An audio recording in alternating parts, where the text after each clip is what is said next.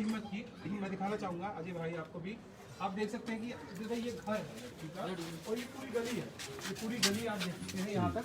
वो 3 लोग थे, देख भाई वो 3 लोग थे, तीन युवक हैं, उन्होंने मंदिर भी है साथ में।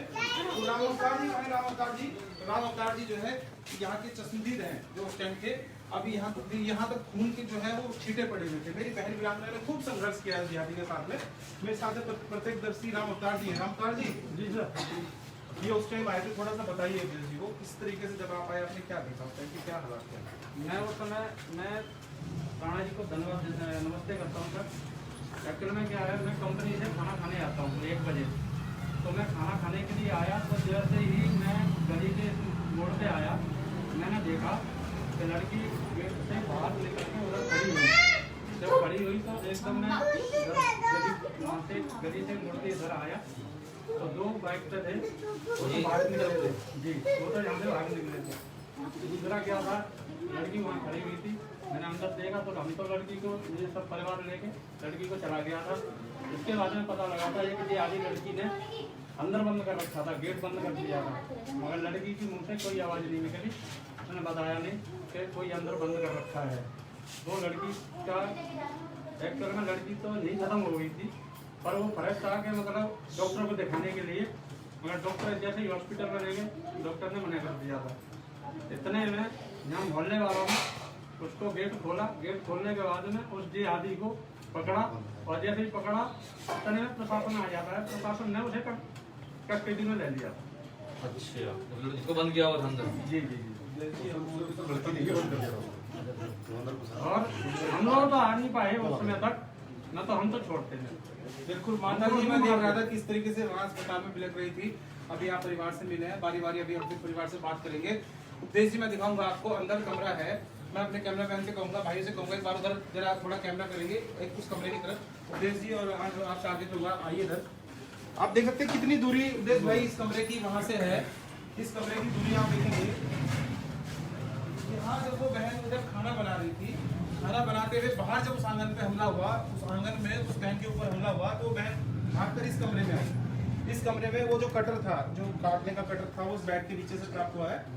उस बहन का जो गला यहाँ रेत दिया गया, लेकिन वो वीरांगना थी। मैंने उनकी माताजी को देखा, परिवार को देखा, जैसे जी भाई बहुत वर्षों से इस परिवार को जानते हैं। उस वीरांगना ने इतनी हिम्मत की, उपदेश भाई मेरे पास शब्द नहीं है, उसने उस जिहादी को इस तरीके से यहाँ पटका, हालांकि मैंने देखा नहीं, लेकिन जो यहाँ के हालात बता रहे हैं वो, और उसने ये गेट तत्काल प्रभाव से बंद कर दिया। हाँ, बंद कर दिया, क्योंकि वो उस टाइम खून से लथपथ थी, गले से उसकी खून बह रहा था, वो बोल नहीं पा रही थी, मुझे लगा श्वास जो लेनी थी वो डैमेज थी। हाँ, वो बाहर गई, मतलब ऐसे बोल तो नहीं पा रही थी, वो बाहर गई, वो चाहती वहाँ वो संकट भी बोल तो सकते। उपदेश जी, काफ़ी लाखों लोग आपको, अन्य भाई बहुत सारे फेसबुक कर रहे हैं, रिकॉर्डेड कर रहे हैं, और आप तो निरंतर भ्रमण करते हैं, किस कोई कोना नहीं छोड़ते हैं। आज हिंदू बोलने से अपने कहावत बोलते थे पहले, कि आप बोलते थे, सब हिंदू भाई बोलते थे, हम भी बोलते थे, हिंदू जान जाओ नहीं तो कल तुम्हारे घर में मुस्लिम हो जाए। वो समय हो गया, वो जो समय हम बोलते थे, जिसको हमने वर्षों पहले जिता दिया था, वो समय आ गया। मैं कहूँगा कि एक बार अपनी प्रखर क्रांतिकारी आवाज में एक संदेश दे दीजिए जो सोए हिंदू है मेरे के लिए, और फिर मैं आपको जो है उनके परिवार से भी रूबरू करूंगा। एक संदेश के साथ में मिलेंगे कि माता जी से। देखिए, अमित भाई ने आपको बताया, यहाँ पर उन लोगों का एक भी घर नहीं है जिहादी, उसके बावजूद, हिंदू बाहुल्य क्षेत्र होने के बावजूद वो 3 लोग घर में घुसते हैं। पहले ये बात कही जाती थी कि घरों में घुसेंगे, उसके बाद ये 3 लोग घर में घुसते हैं और गला रेत दिया जाता है दिन के 12:30 बजे। एक हमारी निधि बहन का जो हमारे बीच में नहीं है, 3 लोगों ने घुसकर दिन में गला रेत दिया एक हिंदू बाहुल्य क्षेत्र में। और हम कर क्या रहे हैं? हम केवल आपसी विमनस्यता में, आपसी विवादों में व्यस्त हैं। और ये घटना एक नहीं है, अगर नाम गिनवाने आ जाए, चाहे आईबी के अंकित शर्मा हो, इनको एक शिक्षा कहाँ से मिलती है अमित भाई? गला रेतने की इसकी शिक्षा कहाँ से मिलती है? कमलेश तिवारी जी को भूले नहीं होंगे आप, रिंकू शर्मा दिल्ली को भूले नहीं होंगे, अंकित शर्मा आईबी जिन पर चाकुओं से गोद कर जिनकी हत्या की गई थी। ये पैटर्न चल रहा है, ये समझने की आवश्यकता है, ये पैटर्न चल रहा है, इनको शिक्षा ये मिल रही है। और हमारी बहन ने उसका विरोध किया तो इन्होंने दिन में गला रेत कर चले गए। और एक चीज मैं आपको और बताऊं, ये खबर आपने सुदर्शन के अलावा किसी बड़े चैनल पर देखी नहीं होगी। अगर यह मामला तबरेज का होता तो अब तक यूएन तक मामला चला गया होता। लेकिन हमें लोग कह रहे हैं राणा जी कोरोना चल रहा है, आप क्या बात कर रहे हैं? अरे हमारी बहन बेटियों को घर में काट के चले जाए, हम कोरोना चल रहा है। जो कोरोना चल रहा है उनको बीमारियां हो रही है, वो तो प्रभु की इच्छा है ना। वो तो कहीं से बीमारी आई है, या तो घर में घुसकर गला काट कर चले गए।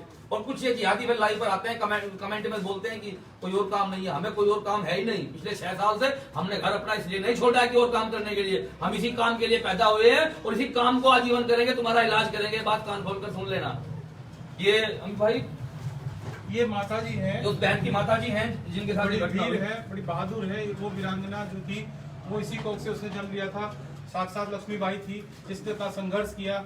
और हालांकि चूंकि अभी जैसे कि अभी उपदेश जी अभी चवंके जी आए थे, आप लोगों को ऐसी पाठशालाएं खोल रहे हैं, बहनों को अस्त्र शस्त्र की विद्या दे रहे हैं, बहुत जरूरी है, परिवार में होना चाहिए। तो अगर वो थोड़ा सा सचेत हो जाती है और कुछ उसके पास होता तो वास्तव में वो जिहादी यहाँ से जिंदा बच के जन्म नहीं जाने वाला था। क्योंकि उसने पीछे से वार किया है और वो एकदम से जब उसने वार किया तो वो अपने आप समझ नहीं पाई। ये माता जी है। आपको जब तक माता जी न्याय नहीं मिलेगा, हम कोई पॉलिटिशियन नहीं है, बच्चे हैं आपके, जब तक आपको न्याय नहीं मिलेगा, जब तक फास्ट ट्रैक कोर्ट में चलकर उनको फांसी की सजा नहीं होगी, हम तब तक आपके साथ खड़े हैं। खड़े तो बाद में भी हैं हमेशा के लिए, लेकिन जब तक ये न्याय नहीं मिलता हमारी बहन को, तब तक आपके इस जंग में हम बिल्कुल आपके तरीके से साथ हैं। और ये खबर अगर बाहर पहुंची है, मैं आपको फिर दोबारा ये बता रहा हूँ, जितने भी लोग देख रहे हैं, ये शख्स है अमित चौहान जी, जिनकी वजह से लोगों को ये पता चला है कि हमारी बहन का गला रेत दिया गया। वरना इतने बड़े बड़े चैनल, इतने बड़े बड़े ट्विटर हैंडल, जो मैं वो शब्द यूज नहीं करना चाहता, जो सुबह से शाम तक दलाली करने में लगे रहते हैं, वो दिखाई नहीं दे रहे हैं कहीं, उनके पास शब्द नहीं है बोलने के लिए। लेकिन सुदर्शन ने आवाज उठाई है, सुरेश चौहान जी मिलकर यहाँ परिवार से गए हैं। और अगर हिंदुस्तान के किसी भी कोने में ये बात पहुंची, अमित जी मैं आपको साधुवाद प्रकट करता हूँ आपकी वजह से, कम बात हिंदुस्तान जान पाया है कि ये घटना रुड़की में ऐसी हुई है। और मैं बस यही कहना चाहूंगा माता जी आपको, हम आपके साथ हैं। कहीं भी हमारी कोई आवश्यकता किसी भी तरीके की है, आप बिल्कुल भी चिंता ना करें। उनको सजा दिलाना, कड़ी से कड़ी फांसी पर लटकवाना, ये प्राथमिकता हमारी है। हमें फांसी चाहिए, ये नानी है हमें कुछ नहीं चाहिए, और हमें ये सरकार बच्ची की कुछ नानी नहीं है। चाहिए, हमें मैं सिर्फ फांसी चाहिए। मेरे पास जान के बदले जान। अगर आज उनको छोड़ दिया जाएगा, आज हमारी बेटी के साथ हुआ, कल और किसी की बेटी के साथ भी होगा। उन्हें तो जेल जुर्माना मिल जाएगा। बड़े बुजुर्गों ने अजय भाई एक बात कही कि तारीफ करो तो पीठ के पीछे करो, और आलोचना कोई कमी है तो उसको मुंह पे कहो। लेकिन आज मैं नहीं रह पा रहा हूँ, मैं मौन हो गया था जब मैंने इस माँ के मुख से सुना। जब इनको सहायता राशि दी गई तो उन्होंने उसको वापस लौटा दिया कि हमें पैसे नहीं चाहिए। इन्होंने मेरे लाइव चैनल में कहा मासी है, मासी ने खुद कहा, इन्होंने कहा था कि अजय भाई, इन्होंने मुझे सुरेश जी को जब कहा कि आप मुझे नहीं चाहिए, अब बस उन्हें फांसी दे दो। सुरेश जी ने स्वयं कहा कि मैं 50, आप तो 50 लाख की बात कर रहे हैं, 50 करोड़ दूंगा, ठीक है। पैसा मैटर नहीं करता। इस परिवार की सबसे बड़ी बात यह है, इन्होंने कहा कि हमें पैसा नहीं चाहिए, हमें जिहादी को फांसी चाहिए। मैं इस माँ को देख नहीं पा रहा था अस्पताल में जब रो रही थी, बिलक रही थी कि बस एक बार उसको मेरे सामने लेके आ जाओ और उसको मेरे सामने लेके आ जाओ। तो अजय भाई ये होते हैं परिवार। लेकिन बस ये है कि एकजुटता, हिंदू मोहल्ले अगर कुछ पड़ोसी थोड़े से भी सचेत हो जाते हैं और बस। अमित जी आपने बहुत अच्छा किया। अमित भाई की वजह से मैं कलकत्ता था, मुझे वहाँ सूचना मिली, इन्होंने मेरे व्हाट्सएप पे डाल दिया, मैं देखते अमित भाई के ही माध्यम से मुझे पता चला। धन्यवाद, ये मेरी जिम्मेदारी थी, मैं इसको समझता हूँ। और ये मासी है देश भाई, ये आपकी सिस्टर है ना, ये बहन है, हाँ जी, निधि की बहन है। और भाई हनी कहा है, चाहता हूँ मैं कुछ हनी कहना आप चाहता आइए, हूँ। आप आइए। मैं निधि का भाई हूँ, मेरा नाम दिनेश है और मैं बहुत बहुत धन्यवाद बोलता हूँ सुदर्शन नहीं, न्यूज़ का। मेरा फैसला मेरी ये हमारा दायित्व, ये हमारे हमारा साथ शुरू से हॉस्पिटल से ये शुरू तो से हम साथ सबका दायित्व बनता है, हमारा फर्ज ये है, सब हमारी बेटी, हमारी हमारे बहन थी। और मैं आज मैं एक और बात कहना चाहता हूँ। आज पड़ोसी ने बहुत बहुत बहुत बहुत आभारी हूँ मैं इनका, बहुत धन्यवाद कहना चाहता हूँ। ये साथ खड़े हैं, पूरी गली हमारे साथ खड़ी है। आज बहुत इन्होंने हमारा साथ दिया है और आगे भी यही देंगे साथ, क्योंकि हमारा तो कोई नहीं है।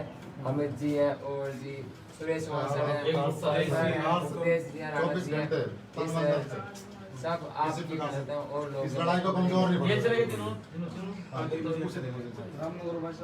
आप हमारे एक तो- साथ एक- हैं, एक तो मौके पर सरकार पकड़े, हमारे साथ है, हमारा मोहल्ला हमारे साथ हमारे साथ तो बहन जनता चिंता है। करने की आवश्यकता नहीं है, हम लोग सारे किसी हिंदू नहीं मानते हैं, हम इतने सारे किसी जितने के भाई पास खड़े नहीं मानते हैं, हैं। ये सब तेरे भाई हैं। वो तुम्हारी नहीं, हमारी बेटी थी, हमारी बेटी थी।